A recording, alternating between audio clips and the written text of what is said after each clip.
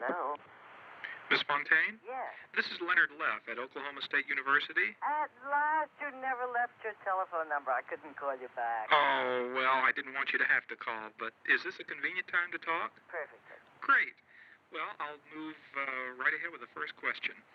I think this is from your book, your autobiography, when you asked George Cukor what gestures and tonal qualities he wanted for the young wife and the women, and he said, forget all that, think and feel, and the rest will take care of itself. Mm-hmm. And my question was, would that describe the way Hitchcock worked? And if not, how did he differ? Well, I think what he's talking about is that any actor should do that in any time. That's the element of acting, is thinking and feeling. Mm-hmm. And what Tracy, for instance, you could read his mind, Spencer Tracy. You could see what he was thinking. Well, that doesn't necessarily apply to the stage where there's different techniques, but it certainly applies to movies because the camera can read the mind mm-hmm. and the heart. Mm-hmm. And, of course, the personal stance and all that doesn't take a prominent place as it does on the stage. Gestures and movement and all that means far more on the stage. Or simply listening and being quiet. Those matter on the stage. Mm-hmm.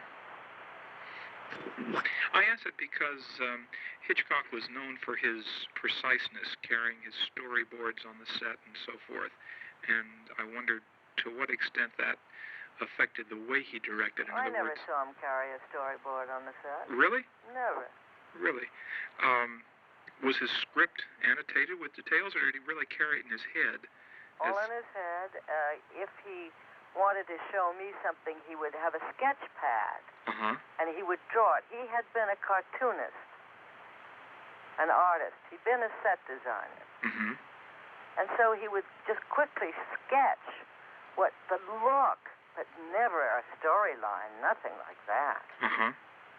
That's all erroneous. Where'd you get that? Well, he said that in interviews. He used to say that he would storyboard it out. I guess he didn't say that he carried it to the set, but he did storyboard in advance.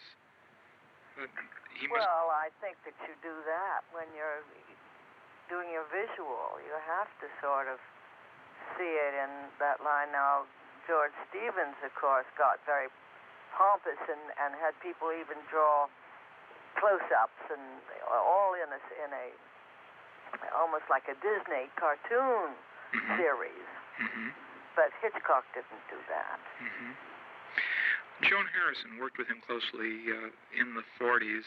As his writer, and then directed many of his TVs. Uh-huh. Did she play any active role in the production of Rebecca? Was she on the set, for instance? All the time. And Alma came on the set most of the time. Uh-huh. Mm-hmm. You talked in your autobiography about how Laurence Olivier and Gladys Cooper and some of the other English actors were clannish, and I wondered if this in some way benefited your performance of a vulnerable, I think I said that. Shy it really girl. helped me a great deal by shunning me. Uh-huh. Mm-hmm. And even in Gladys Cooper's autobiography, she says, I wonder if this little American actress can act. Well, I was English. I wasn't American at all. Uh-huh. And my family has been in England for 1,000 years. Uh-huh. So that was the extent of the distance between you that she didn't even know. Or care. About that. Selznick and Hitchcock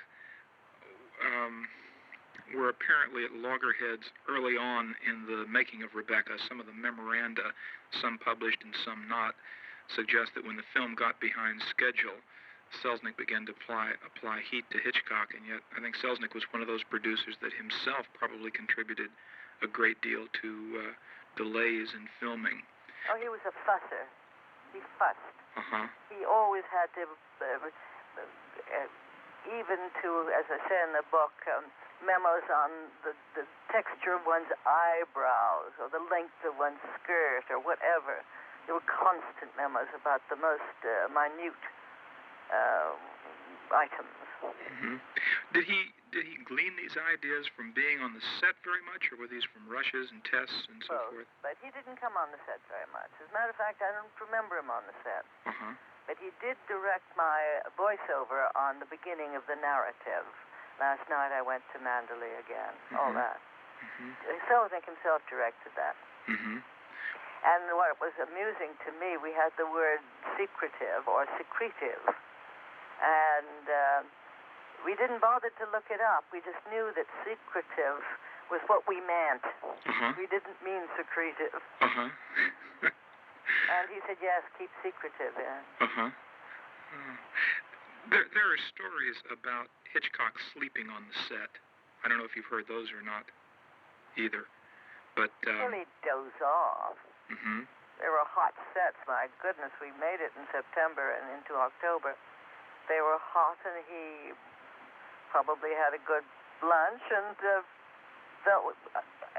we went into our little cubicles and fell asleep whenever we could. That was a standard practice, but as a director, he had to sit out there in his chair quite a lot of the time until they were ready. Don't blame him. The implication seems to be that he wasn't much interested in the production once he had plotted it all out and Not true. scripted it in. Absolutely not true. He was vitally aware of absolutely everything. Was he a director whose presence you could sense during the take? Oh, yes, he would be. Like Cukor, he would be behind the camera, and I felt that he and the camera were God. They were wonderful. He had an authority about him, even in his early days in America, I suspect, which was mid-career almost for him anyway. Because he could be caustic. He could be very sarcastic in a rather amusing, high-hat way. And he could be devastating. And that was a wonderful weapon. And also act as a cattle was his other weapon. Did actors feel that there was some sense behind the nonsense of that? Well, he kept them in line. But we respected him a great deal. And as you say, he had a kind of authority about him. But he never, because I think, unlike some directors who say, well, let's try this or let's try that, he knew exactly what he wanted. Was that wit, even when it was burning and wounding, somehow endearing? Was there the feeling that he didn't mean it, even when he got in his sharpest digs? Well, I must tell you one remark, which I don't know if I put in the book, but to combat Gladys Cooper and this little American actress, I said, I don't know why you say that. My grandmother was Lady de Havilland, was the Honorable Mrs. de Havilland, and she was the First Lady of Guernsey. And Hitchcock said, that's like being the First Lady of Catalina. That sort of thing. That's not in the book. No. There's a dinner scene between the second Mrs. de Winter and de Winter, in which Hitchcock begins with a close-up of a napkin. It's got R, the R, initial R on it, and then he moves back to a long shot. And it's one of many almost tortuous long takes in Rebecca and many of his other films of the 1940s. And it seems that kind of a shot, which moves from an extreme close-up and which ultimately involves the actor to a long shot, might be tedious if retaken, and the production log shows that this was retaken a number of times. Was Hitchcock any more or less exhausting a director to work with because of his meticulousness or because of his unusual setups? Not as much as Stevens. Oh, no. Stevens took endless takes for no reasons, but Hitch, if it was right, it was right. But very often when you see that there was a number of takes, it could be the dolly track. It could be sound. It could be light going. It could be many other things. In your book, you talk about dear genius cameraman George Barnes. Could you describe him a little bit for me? Oh, he was a very mild man. He'd once been married to Joan Blondell, as a matter of fact. But a darling, soft-spoken. I was very lucky. I felt a loving presence with George, as I did with Hitchcock. And they really made me feel that I had allies on that set. Mm-hmm. Mm-hmm. Was he as meticulous as Hitchcock? Were they of two minds, I like think he was minds? the best in the business at the time. Uh-huh. Mm-hmm. You know, Greg Tolan, there's a kind of mystique that has grown up about him because of his work with Orson Welles, but George Barnes was his mentor, and Barnes is almost a forgotten figure. Oh, a wonderful man. Yeah. What feelings did you get about Hitchcock's attitude towards Selznick on Rebecca and later? He never discussed it with me. Mm-hmm. But you know, the front office and the director are always at loggerheads because the producer, after all, is the final say. And then the director wants to do it his way. And somewhere in between is what we see on the screen. Mm-hmm. They both have preconceived ideas, naturally. Mm-hmm.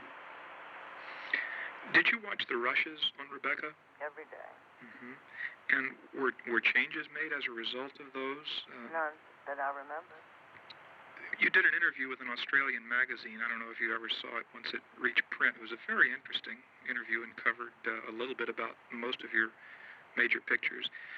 But you said that on both of your Hitchcock pictures, we all ended up hardly civil because of his divide and conquer tactics. Yet, I don't know if you are aware of it, but his daughter Pat gave many of his papers to the Academy, and I've reviewed them, and something that comes through in those papers that does not in either of the biographies is how consistently Hitchcock pursued you throughout the 40s. I think with the exception of one film that he made from Rebecca through Notorious, he asked you to be the lead, and I think it's interesting that in the first treatment for Shadow of a Doubt that Hitchcock himself wrote, he calls the young girl a Fontaine type, and he also wired you to play the lead. He wanted you in a foreign correspondent. I never got those wires. I was never presented with them. Well, now, what accounts for that, do you think? Selznick. I was under contract to Selznick, and Selznick probably wanted more money for me. He gave me such terrible things like, that's making me do Frenchman's Creek, which I loathe. Mm-hmm. But I never, ever knew that Hitchcock, until this moment, wanted me for anything else. That's interesting. Yeah. Well, I think what's equally interesting is that you say that there were problems on suspicion in Rebecca, that you hardly ended up civil, but apparently the wounds heal very quickly. Oh, not he and I. We never had any problem. Uh-huh. Hitch and I never. Uh-huh. Oh, no. Uh-huh. We adored each other. He came to my house several times out of his. Oh, yes. Mm-hmm. And Alma, he and I never had the slightest friction. Mm-hmm. But with the other actors. Yeah. But actors are a shallow lot anyhow. You say in your book that you once sent the Hitchcock's fish in dry ice, but the ice melted. Mm-hmm. And Hitchcock found a hidden meaning behind my gesture. Ann Todd, who made the Paradine case with him, told me that he easily took offense, that he was very sensitive behind that authority. Did you find that to be true? Well, I think he laughed at mine. Uh-huh. I think he genuinely understood what had happened and made light of it, that's all. Mm-hmm. And when I sent him a ham from Virginia, smoked ham, he said, how appropriate. A ham sending a ham. No, it's just his wonderful humor. Uh-huh. And I am appalled at a book which comes out to make him out a sexual satyr. Uh-huh. I mean, what nonsense. I just cannot understand anybody saying it. What he did, and I think it's funny, that if somebody expected him to be, he'd play that up. Mm-hmm. You know, he would stare at people then. If say, my dear, I want your body in repayment for this part. Uh-huh. I want your part in payment for your body. He would do that. And if some stupid actress took it seriously, I think she's out of mind. Well, of course, that comes from the Spotto biography, and it's one thing that was reported to one biographer, and the whole biography is constructed on that. You mentioned his... Shocking, and I know Spotto, and I am absolutely shocked, and I went on NBC and said so. About Hitchcock and Alma, whom you mentioned earlier, some have said that he looked to her for both criticism and support, and that he depended strongly upon her judgment. Were you ever in a position to observe that? Oh, yes. She was on the set a great deal at the time, and they would confer. Remember, she'd been a cutter. And I'm not sure she didn't help cut this film. Anyway, she would know shot by shot, which I'm sure they discussed a great deal. But as far as bringing a story board onto the set, no. And was she on the set for Suspicion as well, as you recall? I don't think she was.